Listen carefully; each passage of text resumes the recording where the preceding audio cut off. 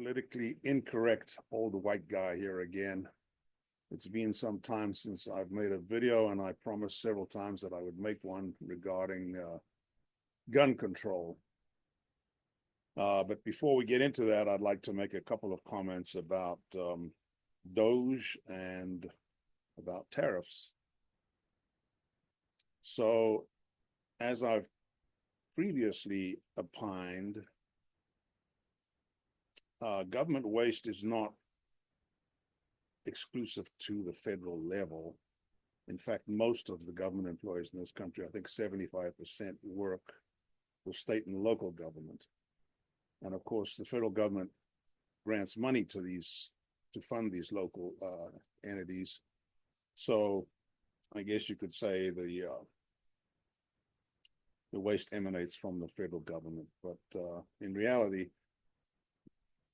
most government activity in the economy is grounded at the federal and local level, and hence my proposal that in order to shrink the size of government, one must reduce the number of states and counties.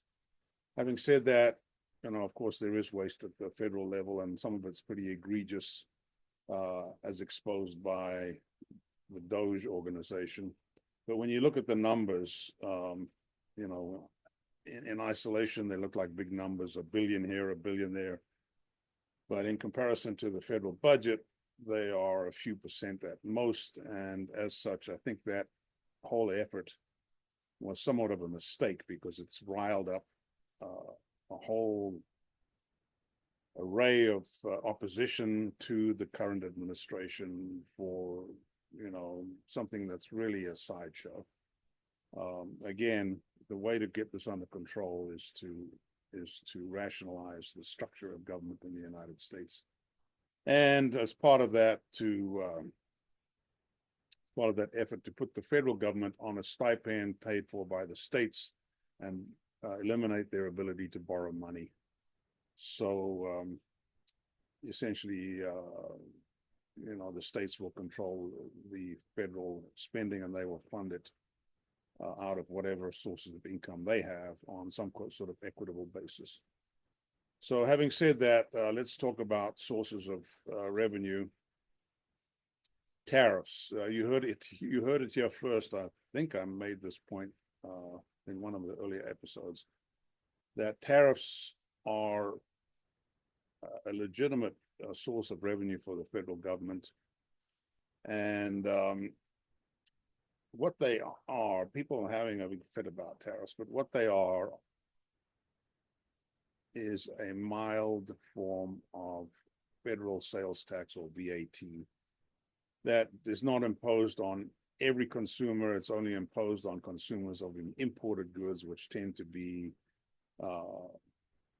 everybody buys imported stuff, but the high dollar stuff tends to be the higher, more affluent sector of the population, people who, for whatever reason, must drive a BMW and not a Buick. It's not a bad way if you consider that the alternative is VAT, or federal sales tax, given our financial situation. There are three ways in which tariffs are superior to a general sales tax at the federal level. One is the tariffs will encourage domestic production. So over time, manufacturers who want to sell in the United States will realize that it makes sense for them financially to manufacture in the United States. So it will prop up the economy, which will prop up, everybody. All boats will rise, as opposed to VAT, or federal sales tax, which will just penalize everybody no matter what. Second, they tend to fall more heavily on affluent people who must have imported goods, Italian handbags, BMWs, and other, French wine as opposed to California wine. Those people can afford to pay a little more, so it's in effect a progressive and not a regressive form of taxation. So that's another way in which tariffs are superior. And the third way is it's relatively simple to collect that revenue as opposed to national sales tax, which would involve a much bigger bureaucracy in terms of administration and collecting tax from thousands and thousands of merchants. Here you're imposing that tax at the point of entry, which is already, that structure is already in place. So it's a cheap way to raise money. So to those people who are having a fit about tariffs, wait until you can block this or try to block this, but the alternative is worse. So I suggest you get on board. Tariffs will obviously not be as inflationary. There will be some inflation, but there'll not be an inflation as everybody thinks. Common misconception is that the consumer pays the entire tariff. That's absolute BS. And that's only true if the item is only available from one source in a particular country in the world that has a tariff associated with it. If there's another source, consumers will switch their purchasing to that other source, or especially if there's a domestic source. So in the end, I think it's fair to say that the cost of tariffs will be borne partially by the producer and partially by the consumer, depending on the degree to which the producer has a monopoly and the degree to which the consumer is desperate for those goods or services.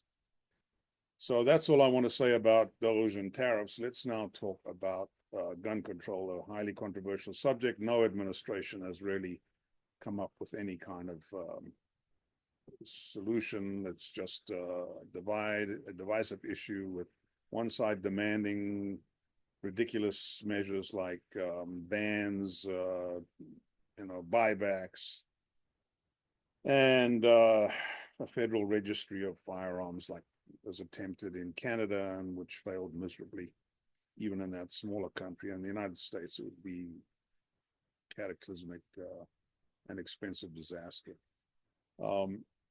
Let's talk about firearms. There are currently 4 classes of firearms under the law. One is NFA, National Firearms Act items, which National Firearms Act was enacted in 1934, I believe, and it covered machine guns, fully automatic machine guns, short-barreled rifles, a rifle with a barrel less than 16 inches, which is considered to be undesirable because it's easy to conceal. Not really, but it's easier, I guess, than a rifle with a barrel of 20 inches, which is common, 24 inches, very common. And then sawed-off shotguns and short shotguns, which were, I guess, the boogeyman of the time. You had various criminal elements, the mafia and so on, that used these types of firearms. And the federal government decided that this was not okay. They implemented the National Firearms Act, which doesn't prohibit ownership of these items, but it requires that you pay a tax and you go through some kind of screening process and registration for each and every one of these types of firearms at the federal level. And the theory is that keeps these items out of the hands of criminals, which is not true. But anyway, there you have it. The most dangerous, quote unquote, type of firearms are covered by the NFA, and the average Joe can't and won't be buying any of those items. The second category of firearms are antiques. Any firearm made before 1898 is not considered a firearm under the U.S. Law, and anybody can buy and sell an antique firearm. So if you're a felon, you can own an antique firearm. You can use an antique firearm. What are antiques typically? They are very often black powder firearms, but bear in mind that firearms were fully developed or very far along the development curve in 1898. I can show you some beautiful shotguns made prior to 1898 that are superior to anything you can buy today. and believe me, very effective. I can show you hunting rifles that were made prior to 1898 that will kill everything up to and including an elephant. So this notion that antique firearms are kind of okay to own is a little silly. Revolvers were fully developed in 1898. Both single action, peacemaker type revolvers and double action revolvers were developed by then. Semi-automatic firearms, rifles and handguns were not generally available in 1898. So I guess there's some logic to picking that date, but there you have it, antiques. Anybody can buy one, anyone can sell one. You don't have to be an adult. You don't have to be you can be a felon. You can go hunting with these firearms and, blaze away, and you can commit a crime with one of these firearms just as well as you can commit a crime with a modern firearm. The next category of firearms, the third category, are so-called curios and relics. These are firearms that are over 50 years old. And this category was developed at the lobbying of collectors, who want to collect these firearms. And there was a case made that they should not be as restricted as modern firearms, which is totally baloney, because every type of firearm you can buy today was available 50 years ago. There's nothing new. AK-47 was developed in 1947. That's why it's called an AK-47, and that's more than 50 years old. The Colt 1911, the icon of the semi-automatic pistol world, was developed in 1911. So, semi-automatic handguns were around long before, that 50-year cutoff date. So this is really a meaningless category of firearms. In practice, what does this mean? You can, at a gun show, a dealer can purchase a curio and relic and not have to comply with the requirement that the item be shipped to him in his state. He can physically take possession of it at the gun show. Whereas a modern firearm, even if it's a dealer making the purchase, has to be shipped from the state where the gun show is taking place to the dealer's premises, which is kind of silly. I'm not sure what they had in mind there. Then there's a category of license you can get. You can get a curio and relic license if you're a collector, which allows you to buy and sell curio and relic firearms. The intention is not for profit, but for your collection, for your collecting interests. And this is really another silly thing. It requires that you keep a logbook just as if you were a full-fledged licensee. I'm not sure whether curio and relic owners are subject to ATF premises inspection. I don't think so. Only the federally licensed dealers are subject to that, but it's still a kind of a silly category that doesn't really have a lot of practical implications. And then the fourth category is modern firearms, which are less than 50 years old, and they include all types of firearms, including the much maligned assault weapons, some of which are curios and relics, as I've stated. But modern firearms are subject to the full suite of regulations under the law, including for any dealer sale, a background check. The dealer has to keep a logbook of firearms coming in and going out, who supplied the firearm, who purchased the firearm. The dealer has to conduct a background check and has to keep those copies of those background checks on file.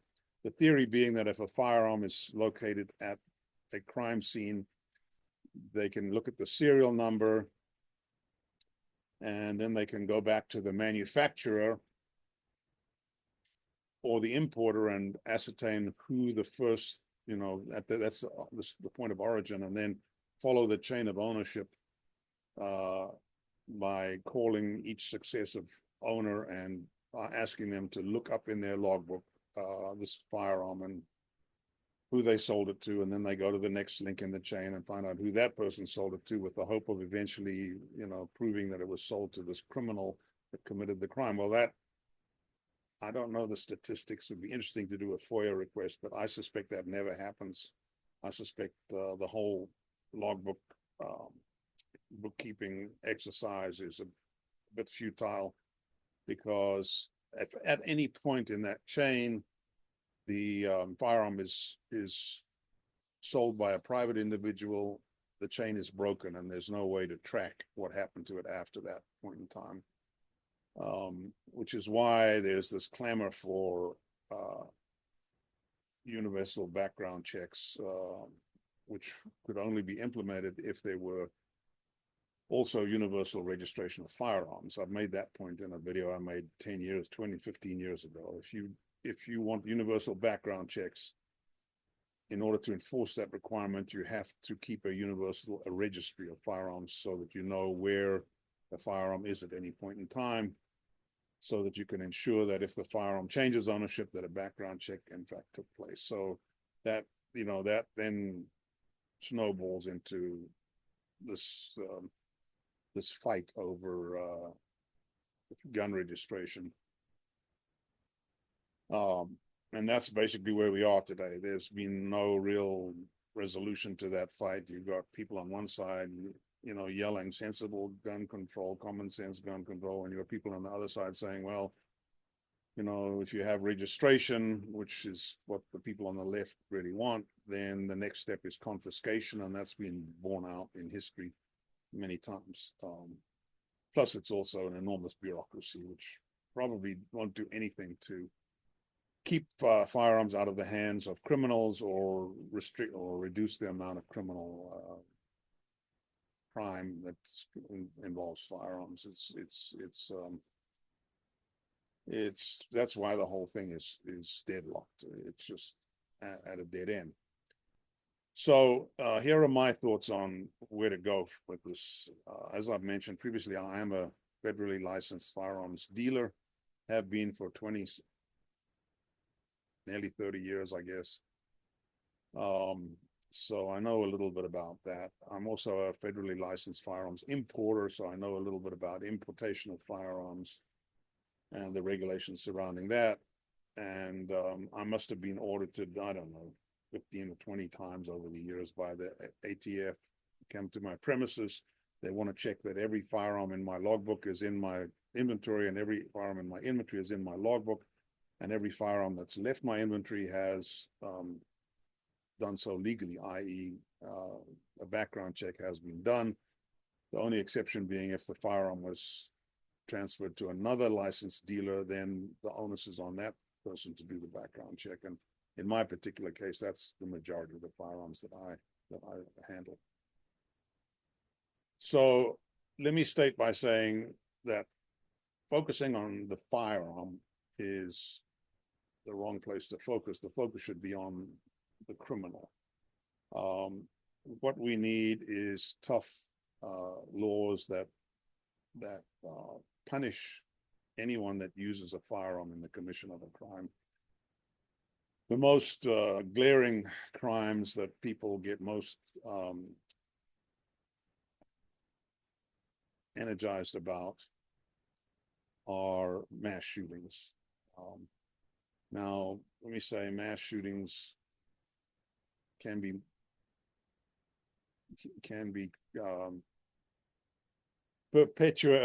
committed with any type of firearm. There have been cases of bolt action rifles being used in sniper type shootings. There have been cases of revolvers being used. There have been cases of pump action guns, of semi-automatic guns. The firearm of choice for a mass shooter appears to be a semi-automatic handgun with a large magazine capacity so that you can quickly reload, or an assault type rifle, Also with a large capacity magazine, that 20 or 30 round magazine that you can reload, so you can inflict as much damage in as short a time as possible. So people get naturally very worked up about semi-automatic firearms with large capacity magazines as a result of these mass shootings. I think the solution to mass shootings is rather to make the mass shooter is to enforce implement an automatic death penalty for anyone involved in a mass shooting, and for that death penalty to be carried out by firing squad. And the execution would be open to any victim's family member who wishes to attend. And this will cause at least some mass shooters to think twice about what they're doing. Some of them are expecting to die anyway, and I don't suppose it'll affect them much. But we need to focus on the person perpetrating the act rather than the tool he's using. Mass killings are also quite effectively carried out with vehicles. We've had several recent examples of that, one in New Orleans, and here recently another one in, I guess, Vancouver, Canada, and there was one in New York City where people mow down, a dozen people or more using a vehicle. There've even been cases of mass killings using knives, of course, bombs.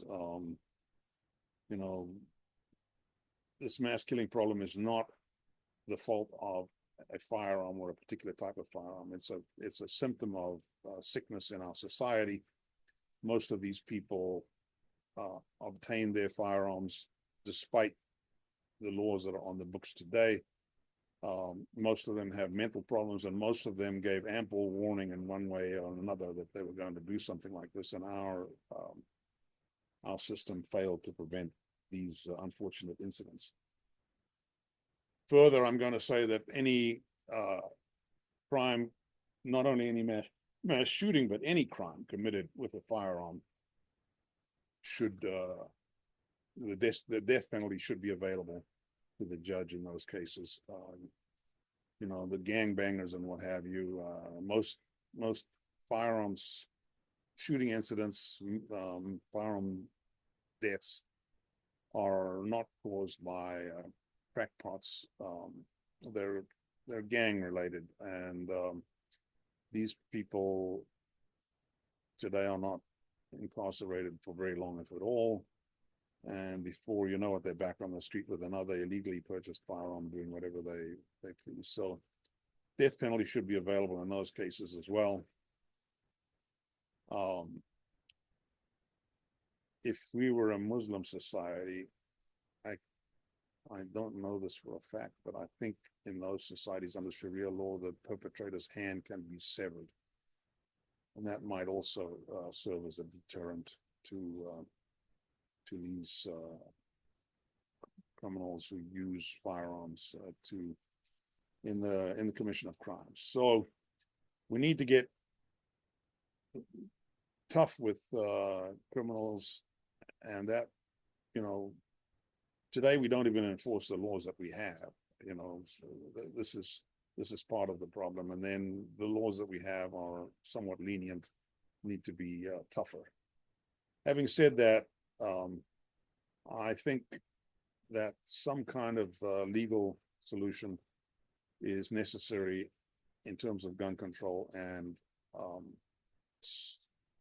we need something that is a compromise between the position of the pro-gun lobby that says we're not interested in any form of regulation because you're going to take our guns away, and the anti-gun lobby that wants to do exactly that, just take all the guns away. With that standoff, nothing's going to happen. So here's what I propose as a practical solution. I propose that all semi-automatic firearms, except rimfires, be more strictly regulated, and that would entail restricting the sale of those types of weapons such that they have to go to or through a dealer. In other words, if you want to sell your semi-automatic, your M16 or whatever it is you have, AK-47, there's a whole myriad of clones available. You can't just sell that to some guy off the street. You've got to go sell it to a dealer, or you've got to go along with your guy off the street to the dealer and have the dealer handle the sale, which then, of course, under current law requires that a background check be conducted. That would also apply to semi-automatic handguns. So that would be a huge step toward satisfying the folks that say that we need universal background checks. That would not necessarily eliminate these under-the-counter or nefarious sales, but it would reduce them considerably. Would put a little bit of a hurdle in the way of someone who wants to buy a semi-automatic firearm for nefarious purpose. So that would be my concession from the gun side, the gun lobby, would be my proposal that they make that concession. In return, I believe that all other types of firearms, which would be bolt action, pump action, revolvers, single shot firearms, typically used for sporting or hunting purposes, and rim fires, which are typically not used in the commission of a crime because they're not nearly as lethal as larger calibers. All of those firearms should be treated the same way as we currently treat antiques. In other words, no regulation. You should be able to take that firearm and put it in the local classifieds and sell it to your neighbor or some person or your buddy. You should be able to buy that type of firearm without going through all this red tape. Let's face it, you're not going to use a firearm like that in most cases for criminal activity. Bolt action rifles are used for hunting and target shooting. Rim fires, it's a ditto.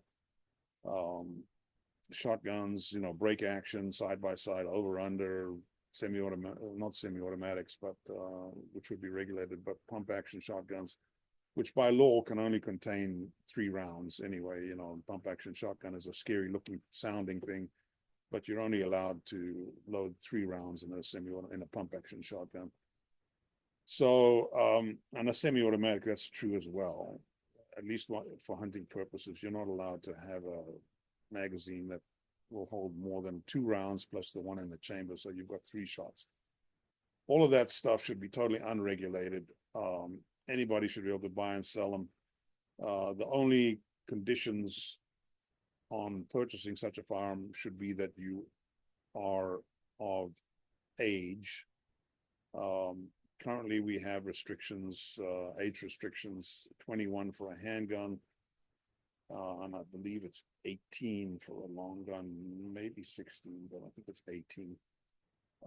If you can go in the Army and they put a gun in your hands and you're expected to die for your country at the age of 18, you should be able to, and if you can drive a car at the age of 16, you should be able to own a little 22 rimfire or a hunting shotgun at the age of 16. You might want to put some adult supervision provision in there, but generally speaking, no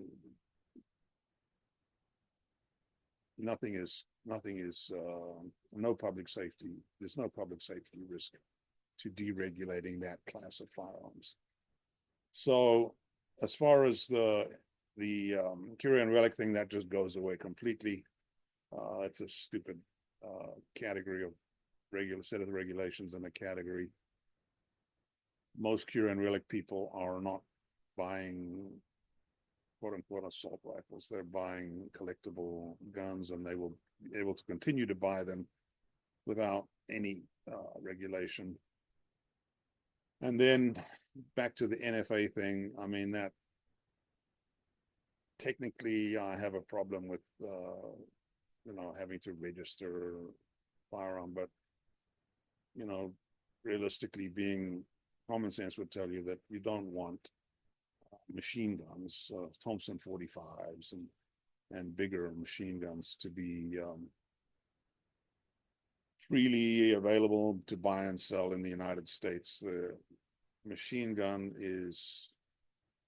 has one purpose and one purpose only, and that's to kill people.